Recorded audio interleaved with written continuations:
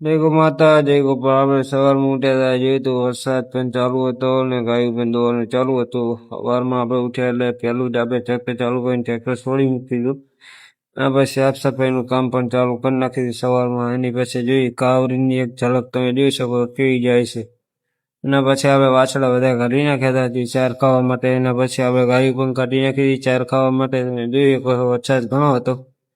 અને પછી પાણી ભરીને ગાયું બધી રમવા માંડી. સાંજની શરૂઆત આપણે કરશું તો હવે દોવાઈ ચાલુ કરશું એટલે સાંજના બધા ગાયું બહાર દોતા હતા. આપણે પણ પહોંચી ગયા હતા આપણા વાળામાં. સાહાભાઈ નંસરભાઈ બધી દોવાનું ચાલુ કરી નાખ્યું હતું. આપણે પણ હવે દોવાનું ચાલુ કરી નાખ્યું હતું. પહેલા જ કટોરીની રેલી ભરીને આપણે બેસી ગયા હતા. ફટાફટ આપણે ગાય દોવાનું કામ ચાલુ કરી નાખ્યું. એના પછી આપણે નીકળી ગયા ઓલી ગૌશાળા માટે. ગૌશાળા આપણે ચરાની ગાડી લેવા જવાની હતી.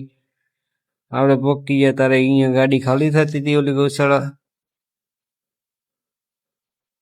આપણે આપણી ગૌશાળા આવ્યા હતા, જોઈ ત્યારે દોવાનું ચાલુ હતું. સામે બધા ભાઈઓ દોતા જ હતા. આપણે પહોંચ્યાની પાછા આપણી પાછા ગાડી પણ આવી ગઈ હતી ચરાની. સાંજનો ચરો નાખવાનો રહેશે. એના પછી બધી ગાયો આપણે છોડીને વાળામાં પૂરવાનું ચાલુ કરી નાખ્યું. બધી ગાયો છોડવાનું ચાલુ હતું. આપણે વાળાવાળી ગાય પણ છૂટીને આવતી હતી, એ વાળામાં જાય છે. એના પછી આપણે સાંજનું કામ નિયતનું ચાલુ કરી નાખ્યું.